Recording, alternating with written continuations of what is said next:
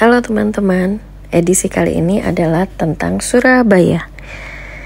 Tentunya kalian tahu dong Surabaya, karena Surabaya juga merupakan kota terbesar di Indonesia. Edisi yang lalu aku cerita tentang Semarang. Nah, kali ini aku mau cerita tentang Surabaya. Jadi, Surabaya adalah ibu kota provinsi dari Jawa Timur. Surabaya merupakan kota terbesar kedua di Indonesia setelah kota Jakarta. Kota ini terletak 800 km sebelah timur Jakarta atau 435 km sebelah barat laut Denpasar, Bali. Letak kota ini berada di pantai utara Pulau Jawa bagian timur yang berhadapan dengan Selat Madura serta Laut Jawa.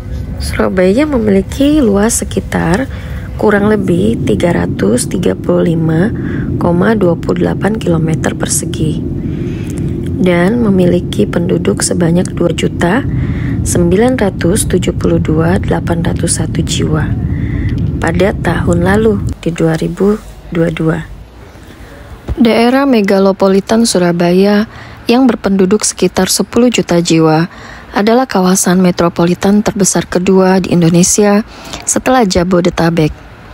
Surabaya dan wilayah Gerbang Kertosusilo dilayani oleh sebuah bandar udara, yakni Bandar Udara Internasional Juanda, yang berada 20 km di sebelah selatan kota, serta dua pelabuhan, yakni Pelabuhan Tanjung Perak dan Pelabuhan Ujung.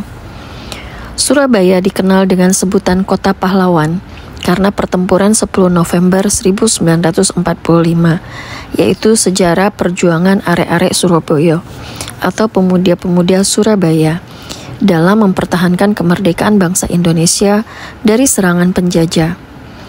Surabaya juga sempat menjadi kota terbesar di Hindia Belanda dan menjadi pusat niaga di Nusantara yang sejajar dengan Hong Kong dan Shanghai pada masanya. Menurut Bappenas, kota Surabaya adalah salah satu dari 4 kota pusat pertumbuhan utama di Indonesia, bersama dengan Medan, Jakarta, Makassar. Kata Surabaya sendiri berasal dari bahasa Sanskerta, yaitu Surabaya. Sering diartikan secara filosofis sebagai lambang perjuangan antara darat dan air.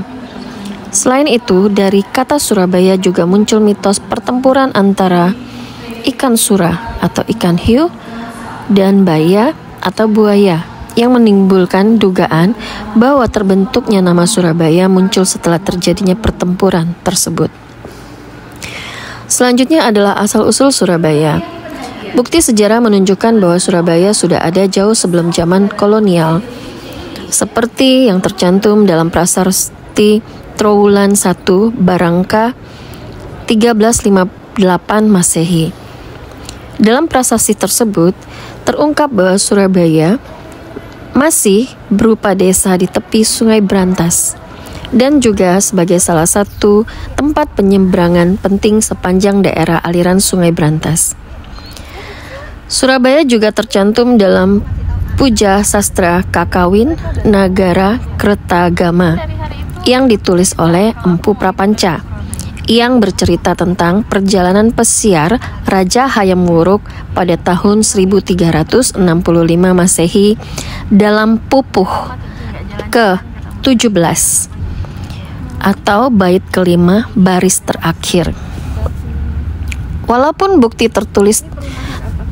tertua mencantum nama Surabaya berangka tahun 1358 Masehi pada Prasasti Trowulan dan 1365 Masehi pada Nagara Kertagama, para ahli menduga bahwa wilayah Surabaya sudah ada sebelum tahun-tahun tersebut.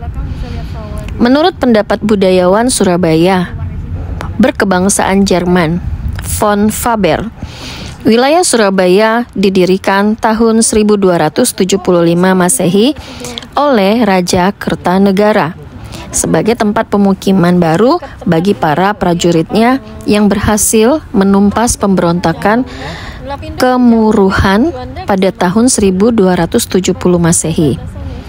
Pendapat yang lainnya mengatakan bahwa Surabaya dahulu merupakan sebuah daerah yang bernama Ujung Galuh atau dalam catatan Cina disebut Zhong Ya Lu.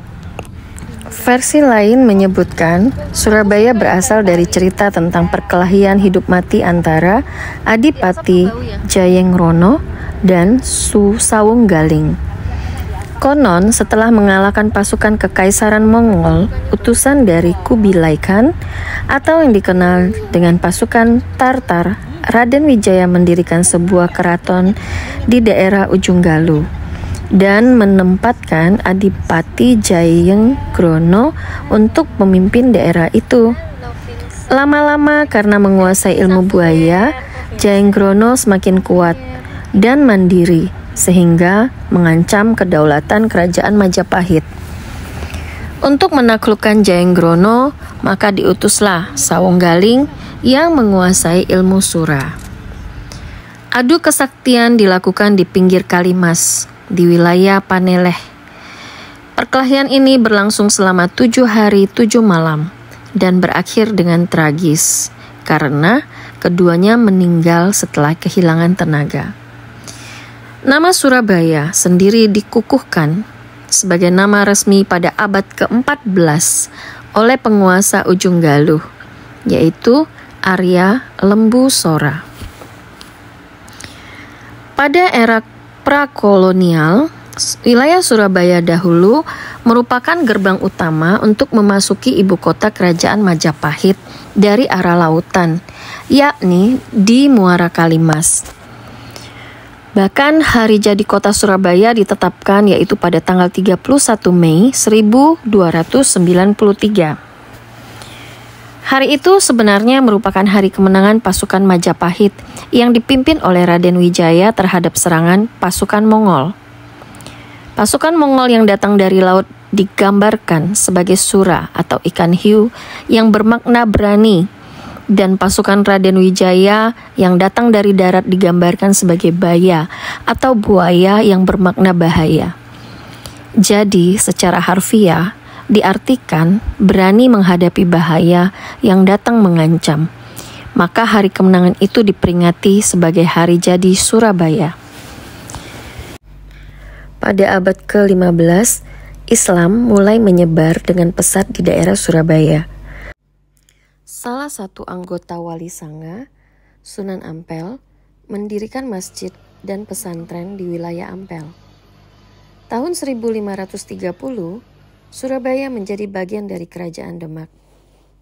Menyusul runtuhnya Demak, Surabaya menjadi sasaran penaklukan Kesultanan Mataram, diserbu Senapati pada tahun 1598. Diserang besar-besaran oleh Panembahan Seda ing Krapyak tahun 1610 dan diserang Sultan Agung pada tahun 1614. Pemblokan aliran Sungai Brantas oleh Sultan Agung akhirnya memaksa Surabaya menyerah. Suatu tulisan VOC pada tahun 1620 menggambarkan Surabaya sebagai wilayah yang kaya dan berkuasa. Panjang lingkarnya sekitar 5 mil jen Belanda sekitar 37 km. Dikelilingi kanal dan diperkuat meriam. Tahun tersebut untuk melawan Mataram, tentaranya sebesar 30.000 prajurit. Tahun 1675, Raden Trunajaya dari Madura merebut Surabaya. Namun akhirnya didepak VOC pada tahun 1677. Dalam perjanjian antara Pakubuwono II dan VOC pada tanggal 11 November 1743, Surabaya diserahkan penguasaannya kepada VOC. Gedung pusat pemerintah Kresidenan Surabaya berada di mulut sebelah barat Jembatan Merah. Jembatan inilah yang membatasi pemukiman orang Eropa waktu itu, yang ada di sebelah barat jembatan dengan tempat pemukiman orang Tionghoa, Melayu, Arab, dan sebagainya yang ada di sebelah timur jembatan tersebut. Hingga tahun 1900-an, pusat kota Surabaya hanya berkisar di sekitar Jembatan Merah saja. Pada masa Hindia Belanda, Surabaya berstatus sebagai ibu kota Keresidenan Surabaya, yang wilayahnya juga mencakup daerah yang kini wilayah Kabupaten Gresik, Sidoarjo, Mojokerto, dan Jombang. Pada tahun 1905, Surabaya mendapat status kota madya. Pada tahun 1926, Surabaya ditetapkan sebagai ibu kota Provinsi Jawa Timur. Sejak saat itu, Surabaya berkembang menjadi kota modern terbesar kedua di Hindia Belanda setelah Batavia. Setelah tahun 1900, pusat kota Surabaya hanya berkisar di sekitar Jembatan Merah saja. Pada tahun 1910, fasilitas pelabuhan modern dibangun di Surabaya, yang kini dikenal dengan nama Pelabuhan Tanjung Perak. Sampai tahun 1920-an, tumbuh pemukiman baru seperti daerah Darmo, Gubeng, Sawahan, dan Ketabang. Tanggal 3 Februari 1942, Jepang menjatuhkan bom Surabaya. Pada bulan Maret 1942, Jepang berhasil merebut Surabaya. Surabaya kemudian menjadi sasaran serangan udara tentara sekutu pada tanggal 17 Mei 1944. Di era kemerdekaan, kita mengenal bahwa Surabaya juga merupakan salah satu kota pahlawan. Setelah Perang Dunia Kedua usai pada 25 Oktober 1945, 6.000 pasukan Inggris India, yaitu Brigade 49, Divisi 23 yang dipimpin oleh Brigadir Jenderal Albertine Walter Southern Malaby, mendarat di Surabaya dengan perintah utama melucuti tentara Jepang, tentara dan milisi Indonesia. Mereka juga bertugas mengurus bekas tawanan perang dan memulangkan tentara Jepang. Pasukan Jepang menyerahkan semua senjata mereka. Tetapi milisi dan lebih dari 20.000 pasukan Indonesia menolak. 26 Oktober 1945, tercapai persetujuan antara Aryo Suryo, Gubernur Jawa Timur, dengan Brigjen Albertine Malaby, bahwa pasukan Indonesia dan milisi tidak harus menyerahkan senjata mereka. Sayangnya, terjadi salah pengertian antara pasukan Inggris di Surabaya dengan markas tentara Inggris di Jakarta yang dipimpin oleh Letnan Jenderal Philip Christison. Pada tanggal 27 Oktober 1945 pukul 11, pesawat Dakota Angkatan Udara Inggris dari Jakarta menjatuhkan selebaran di Surabaya yang memerintahkan semua tentara Indonesia dan milisi untuk menyerahkan senjata. Pada pimpinan tentara dan milisi Indonesia menjadi marah ketika membaca selebaran itu dan menganggap Brigjen Malaby tidak menepati perjanjian yang ditandatangani 1 hari sebelumnya. Pada tanggal 28 Oktober 1945, pasukan Indonesia dan milisi menggempur pasukan Inggris di Surabaya. Untuk menghindari kekalahan di Surabaya, Brigjen Malaby meminta agar Presiden Republik Indonesia, Soekarno, dan Panglima Pasukan Inggris Divisi 23, Mayor Jenderal Douglas Cyril Houghton, untuk pergi ke Surabaya dan mengusahakan perdamaian. 29 Oktober 1945, Presiden Soekarno, Wakil Presiden Muhammad Hatta, dan Menteri Penerangan Amir Syarifuddin bersama Maijen Houghton pergi ke Surabaya untuk berunding. Pada siang hari 30 Oktober 1945, dicapai persetujuan yang ditandatangani oleh Presiden Soekarno dan Panglima Divisi 23 Maijen Houghton. Isi perjanjian tersebut adalah diadakan perhentian tembak-menembak dan pasukan Inggris akan ditarik mundur dari Surabaya secepatnya. Maijen Houghton pada para pimpinan RI tersebut meninggalkan Surabaya dan kembali ke Jakarta. Pada sore hari 30 Oktober 1945, Brigjen Malaby berkeliling ke berbagai pos pasukan Inggris di Surabaya untuk memberitahukan soal persetujuan tersebut. Saat mendekati pos pasukan Inggris di Gedung Internasio dekat Jembatan Merah, mobil Brigjen Malaby dikepung oleh milisi yang sebelumnya telah mengepung Gedung Internasio. Karena mengira komandannya akan diserang oleh milisi, pasukan Inggris Kompide yang dipimpin oleh Mayor Venu K. Gopal melepaskan tembakan ke atas untuk membubarkan para milisi. Para milisi mengira mereka diserang atau ditembaki tentara Inggris dalam gedung Internasio dan balas menembak. Seorang perwira Inggris, Kapten R.C. Smith, melemparkan granat ke arah milisi Indonesia, tetapi meleset dan jatuh tepat di mobil Brigjen Malabi. Granat meledak dan mobil terbakar. Akibatnya Brigjen Malabi dan sopirnya tewas. Laporan awal yang diberikan pasukan Inggris di Surabaya ke markas besar pasukan Inggris di Jakarta menyebutkan Brigjen Malabi tewas ditembak oleh milisi Indonesia. Letjen Philip Christison marah besar mendengar kabar kematian Brigjen Malabi tersebut dan mengerahkan 24.000 pasukan tambahan untuk menguasai Surabaya. 9 November 1945, Inggris menyebarkan ultimatum agar semua senjata tentara Indonesia dan milisi segera diserahkan ke tentara Inggris. Tetapi ultimatum ini tidak diindahkan. 10 November 1945, Inggris mulai membom Surabaya dan perang sengit berlangsung terus-menerus selama 10 hari. 2 pesawat Inggris ditembak jatuh pasukan Republik Indonesia dan salah seorang penumpang, Brigadir Jenderal Robert G. Loder Simons, terluka parah dan meninggal keesokan harinya. 20 November 1945, Inggris berhasil menguasai Surabaya dengan korban ribuan orang prajurit tewas. Lebih dari 20.000 tentara Indonesia, milisi dan penduduk Surabaya tewas. Seluruh kota Surabaya hancur lebur.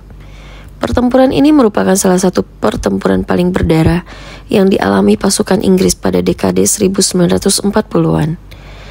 Pertempuran ini menunjukkan kesungguhan bangsa Indonesia untuk mempertahankan kemerdekaan dan mengusir penjajah. Karena sengitnya pertempuran dan besarnya korban jiwa, setelah pertempuran ini, jumlah pasukan Inggris di Indonesia mulai dikurangi secara bertahap dan diganti oleh pasukan Belanda. Pertempuran pada tanggal 10 November 1945 tersebut hingga saat ini dikenang dan diperingati sebagai Hari Pahlawan. Setelah pasca kemerdekaan, kota yang jalan utamanya dahulu hampir berbentuk seperti pita. Dari Jembatan Wonokromo di sebelah selatan menuju Jembatan Merah di sebelah utara sepanjang kurang lebih 13 km tersebut. Di akhir tahun 1980-an mulai berubah total. Pertambahan penduduk dan urbanisasi yang pesat memaksa Surabaya untuk berkembang ke arah timur dan barat seperti yang ada sekarang. Bertambahnya kendaraan bermotor, tumbuhnya industri baru, serta menjamurnya perumahan yang dikerjakan oleh perusahaan real estate yang menepati pinggiran kota mengakibatkan tidak saja terjadi kemacetan di tengah kota, tetapi juga tidak jarang terjadi pula di pinggir kota. Surabaya telah berkembang jauh dari kota yang relatif kecil dari kumuh di akhir abad ke-19 menjadi kota metropolitan di akhir abad ke-20 dan pada kurun abad ke-21 menjadi salah satu kota metropolitan dengan pertumbuhan tercepat di Asia Tenggara. Kota yang pada kurun abad ke-20 dan awal abad ke-21 dipandang panas dan kumuh ini juga berhasil berubah menjadi salah satu kota metropolitan yang paling tertata di Indonesia dengan kualitas udara terbersih. Surabaya berbatasan dengan beberapa wilayah, yaitu di sebelah utara berbatasan dengan Selat Madura, di sebelah timur Selat Madura, selatan Kabupaten Sidoarjo, dan di barat Kabupaten Gresik. Secara geologi, kota Surabaya terdiri dari daratan aluvium, formasi Kabuh, Pucangan, Lidah, Madura, dan Sonde. Sedangkan untuk wilayah perairan, Surabaya tidak berada pada jalur sesar aktif ataupun berhadapan langsung dengan samudera, sehingga relatif aman dari bencana alam endogen. Berdasarkan kondisi geologi dan wilayah perairannya, Surabaya dikategorikan ke dalam kawasan yang relatif aman terhadap bencana gempa bumi maupun tanah amblesan, sehingga pembangunan infrastruktur tidak memerlukan rekayasa geoteknik yang dapat menelan biaya besar. Sebagian besar wilayah Surabaya merupakan dataran rendah, yaitu 80,72% dengan ketinggian antara minus 0,5 hingga 5 meter SHVP atau 3 hingga 8 meter di atas permukaan laut. Sedangkan sisanya merupakan daerah perbukitan yang terletak di wilayah Surabaya Barat sebanyak 12,77% dan Surabaya Selatan 6,52%.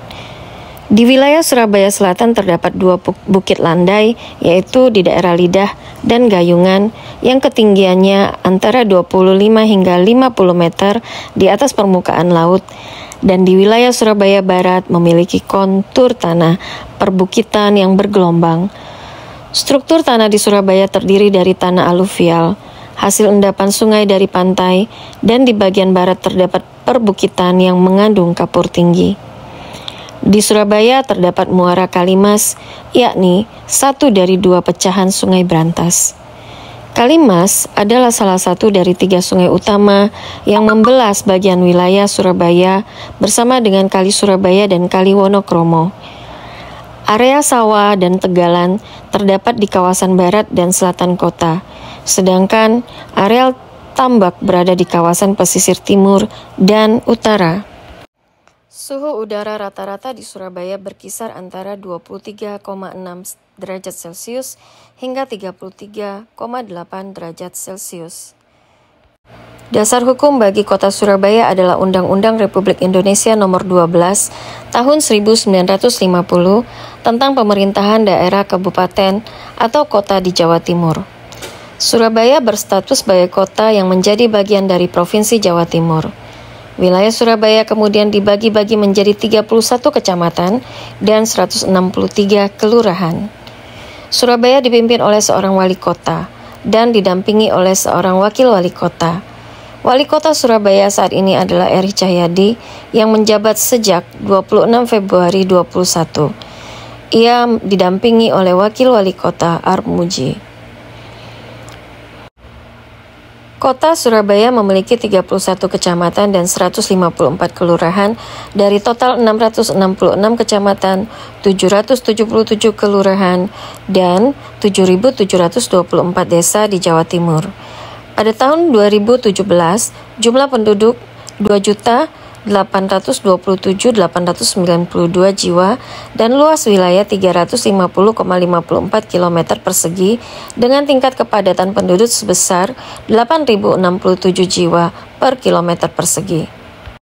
Arsitektur di Surabaya adalah percampuran antara pengaruh kolonial, Asia, Jawa modern, dan postmodern. Di Surabaya masih banyak dijumpai bangunan peninggalan era kolonial yang masih berdiri kokoh hingga saat ini, seperti Hotel Majapahit atau Hotel Orange dan kantor pos besar Surabaya.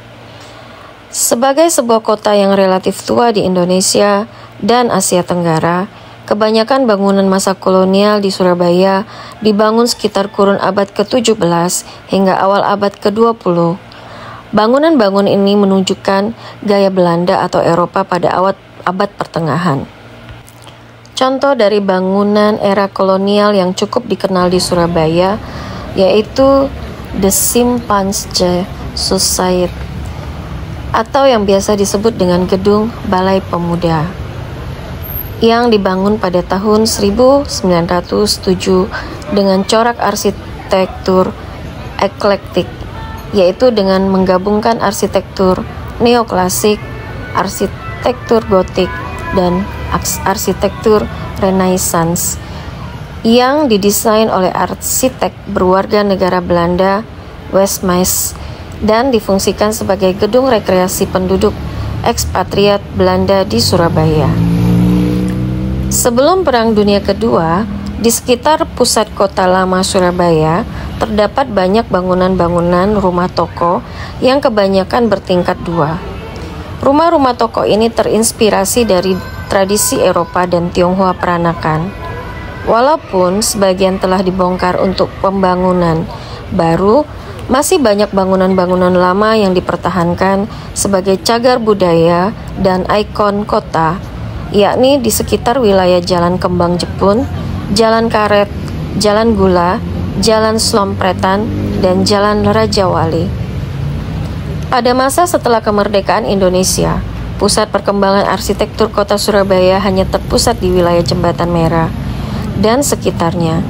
Namun, perkembangan globalisasi yang pesat telah menjadikan perkembangan arsitektur telah merata di seluruh penjuru kota. Pada akhir 1990-an dan awal 2000-an, bangunan bergaya modern dan postmodern semakin bermunculan di Surabaya. Seiringan dengan perkembangan ekonomi, bangunan-bangunan seperti ini terus berkembang di Surabaya hingga sekarang. Pada era 2010-an, Surabaya telah menjadi wilayah bagi bangunan-bangunan tinggi di wilayah Jawa Timur seperti The Peak Residence dan One Icon Residence. Kebudayaan Jawa di Surabaya memiliki ciri khas dibandingkan dengan daerah lainnya, yakni karakteristiknya yang lebih egaliter dan terbuka. Surabaya dikenal memiliki beberapa kesenian khas, yaitu ludruk adalah seni pertunjukan drama yang menceritakan kehidupan rakyat sehari-hari. Tari remo adalah tarian selamat datang yang umumnya dipersembahkan untuk tamu istimewa. Kidungan atau pantun yang dilakukan dan mengandung unsur humor. Selain kesenian di atas, budaya panggilan are atau re, panggilan khas Surabaya, juga menjadi ciri khas yang unik. Di samping itu, di Surabaya juga dikenal panggilan khas lainnya, yaitu ca untuk laki-laki dan ning untuk perempuan. Sebagai upaya untuk melestarikan budaya, setiap satu tahun sekali diadakan pemilihan Cak dan Ning Surabaya. Cak dan Ning Surabaya dan para finalis terpilih merupakan duta wisata dan ikon generasi muda kota Surabaya.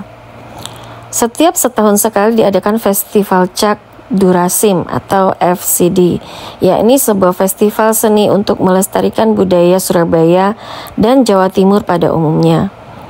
Festival Cak Durasim ini biasanya diadakan di Gedung Cak Durasim, Surabaya.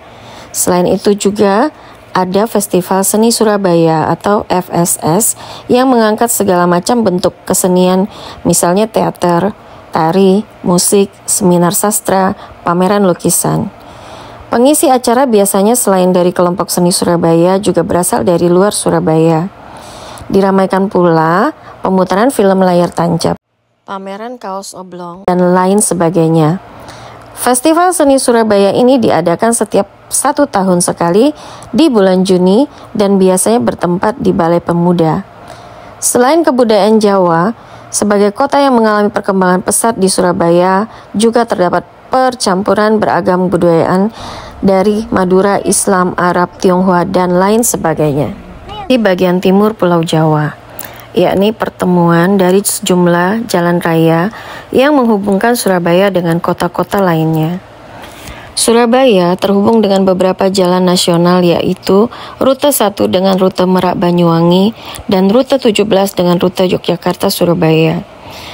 Surabaya juga dihubungkan dengan beberapa jalan provinsi yang menghubungkan Surabaya dengan kota-kota lainnya di Jawa Timur. Jalan tol yang terhubung dengan Surabaya adalah ruas Surabaya-Gresik yang menghubungkan Surabaya dengan Gresik, serta kota-kota di Pulau Utara Jawa. Surabaya-Mojokerto yang menghubungkan Surabaya dengan wilayah Jawa Timur bagian barat. Surabaya-Gempol yang menghubungkan Surabaya dengan wilayah Jawa Timur bagian selatan, serta Waru Bandara Juanda yang menghubungkan Surabaya dengan Bandara Internasional Juanda. Ruas Surabaya Gempol terhubung dengan ruas Gempol Pandaan. Ruas Gempol Pandaan terhubung dengan Ruas Gempol Pasuruan yang menghubungkan Surabaya dengan kawasan Tapal Kuda di Provinsi Jawa Timur, dan Ruas Pandaan Malang yang menghubungkan Surabaya dengan Malang. Kota terbesar kedua di Provinsi Jawa Timur serta wilayah Provinsi Jawa Timur bagian selatan. Untuk menghubungkan Surabaya dengan Pulau Madura, terdapat Jembatan Suramadu yang merupakan jembatan terpanjang di Indonesia. Di Surabaya ini dilayani oleh bus kota sebagai sarana pilihan bagi warga Surabaya maupun sekitarnya untuk beraktivitas sehari-hari. Surabaya memiliki sejumlah terminal dalam kota, antara lain Terminal Joyoboyo, Terminal Beratang, Halte Jembatan Merah, Halte Ujung Baru, dan lain sebagainya. Terminal-terminal tersebut menjadi titik pertemuan antara bus kota dan model transportasi dalam kota lainnya. Sejak 7 April 2018, Pemkot Surabaya meluncurkan sistem bus kota yang diberi nama Surabaya Bus yang melayani titik-titik penting di seluruh wilayah kota. Sistem pembayaran Surabaya Bus terbilang unik karena menggunakan sampah plastik dan menjadikan Surabaya sebagai kota kedua di dunia yang menerapkan sistem transportasi massal setelah kereta bawah tanah Beijing pada tahun 2014. Surabaya Bus juga memiliki sejumlah halte kecil yang tersebar di seluruh penjuru kota. Pada tanggal 5 September 2018, di Surabaya beroperasi layanan bus tingkat yang melayani titik-titik vital di kota Surabaya. Sama seperti Surabaya Bus, bus tingkat Surabaya juga menggunakan sampah plastik sebagai metode pembayaran. Di Surabaya akan direncanakan pembangunan sistem angkutan massal cepat atau AMC atau Mass Rapid Transit MRT. Bentuk AMC yang direncanakan adalah sistem kereta api ringan atau Light Rail Transit (LRT) yang juga menghubungkan Surabaya dengan kota-kota satelit di wilayah Gerbang Kertosusila. Pengadaan AMC tersebut bertujuan agar Surabaya. Pengembangan sistem AMC ini merupakan kerjasama antara Kementerian Perhubungan, pemerintah Provinsi Jawa Timur, dan perusahaan swasta. Di samping itu, pemerintah Kota Surabaya juga mencanangkan program penerapan sistem atau Electronic Road Pricing, yaitu sistem jalan berbayar, agar pengendara kendaraan pribadi khususnya beralih ke sistem AMC yang telah disediakan. Kota Surabaya dihubungkan dengan sejumlah kota-kota di Pulau Jawa melalui jalur kereta api. Kota Surabaya memiliki 4 stasiun besar: Surabaya Gubeng, Surabaya Kota, Surabaya Pasar Turi, dan Wonokromo. Selain itu, ada pula stasiun di kota Surabaya, yakni Stasiun Tandes, Stasiun Kandangan, Stasiun Benowo, Halte Ngagel, Halte Margorejo, Halte Jemursari, dan Halte Kerto Menanggal.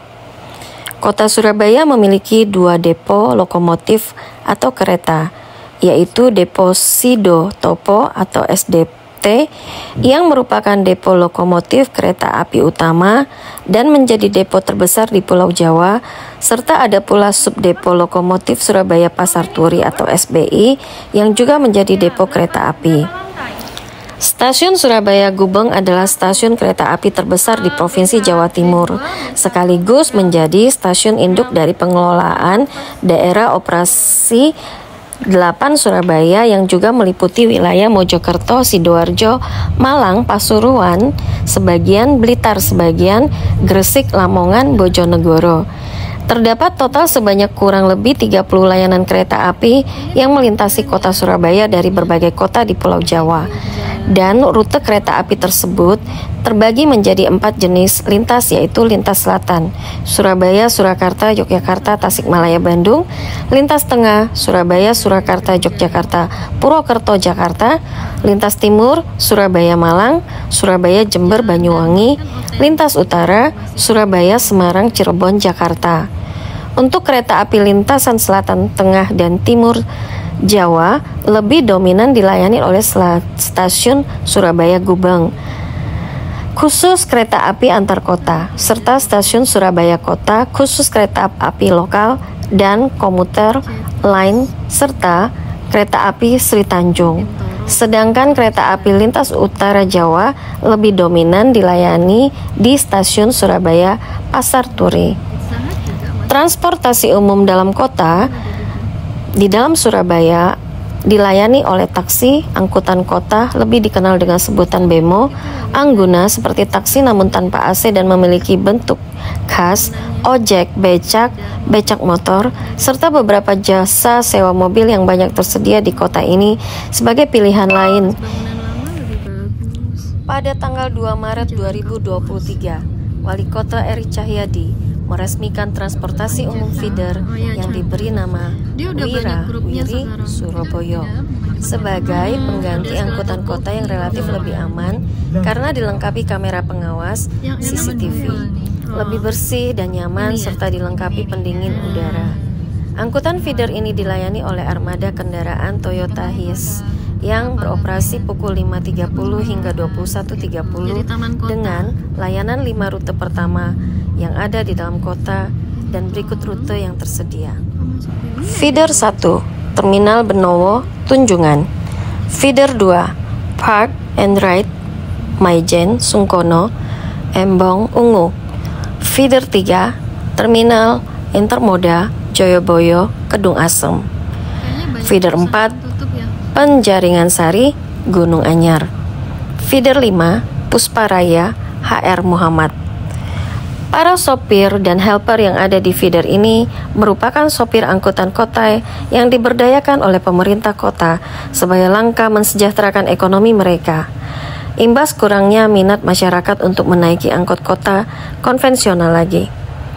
Transportasi umum ini menerapkan pembayaran non-tunai berupa uang elektronik maupun e-tol dengan harga Rp5.000 untuk penumpang umum dan Rp2.500 untuk pelajar yang dapat menjangkau wilayah pemukiman dan jalan sempit serta terintegrasi dengan sistem moda transportasi yang ada di dalam kota.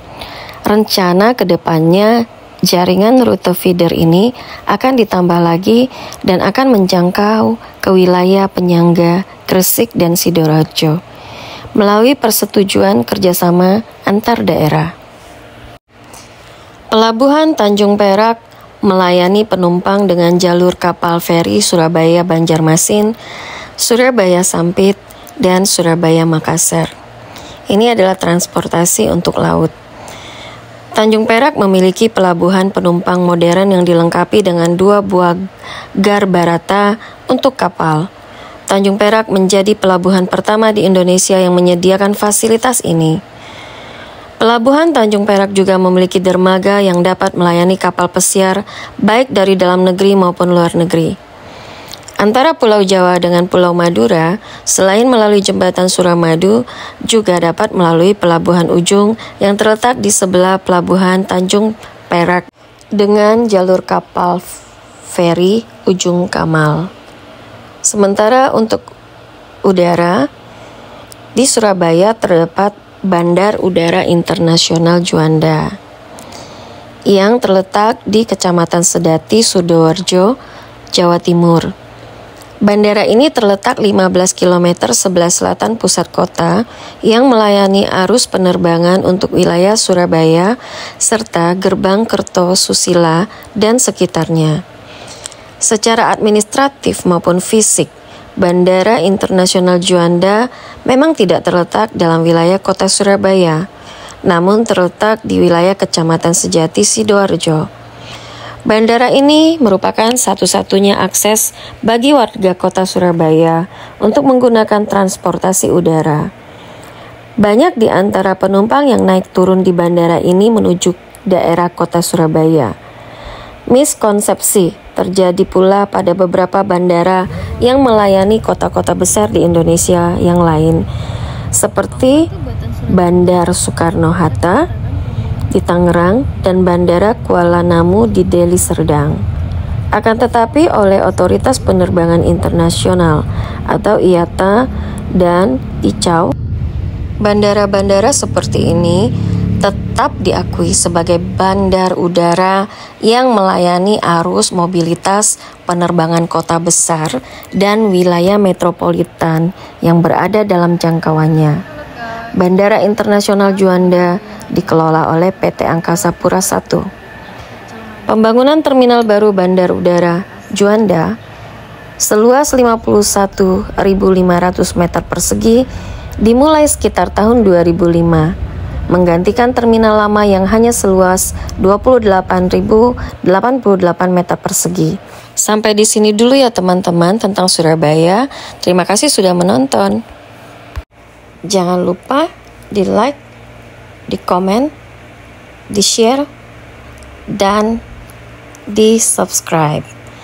Oke, sampai jumpa di kota besar berikutnya.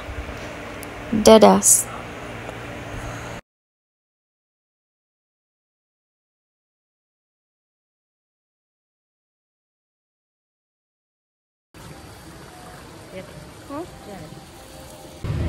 Halo guys,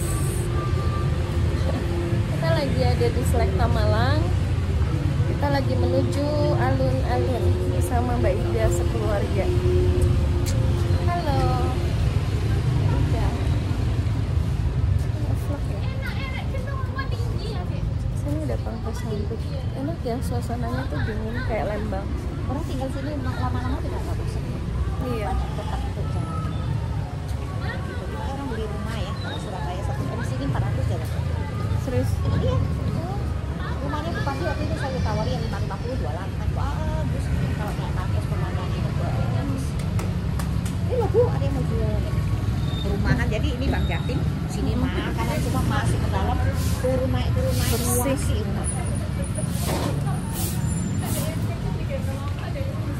Cancel ke sini deh, aku fotoin.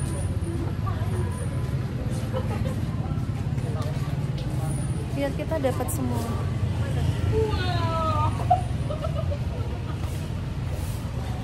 Kalau kamu ke Semarang waktunya habis. Kalau di sini kan masih banyak yang gitu. Cepet.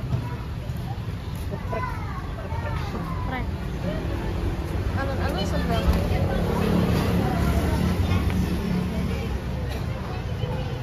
Oke, kiri.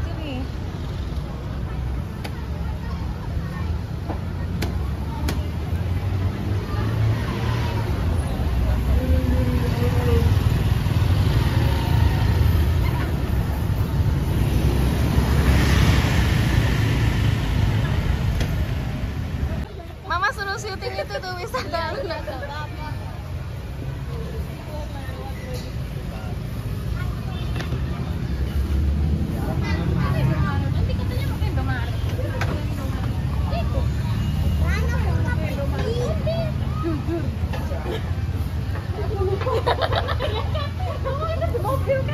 Mbak, nanti tuh gak ada di mana.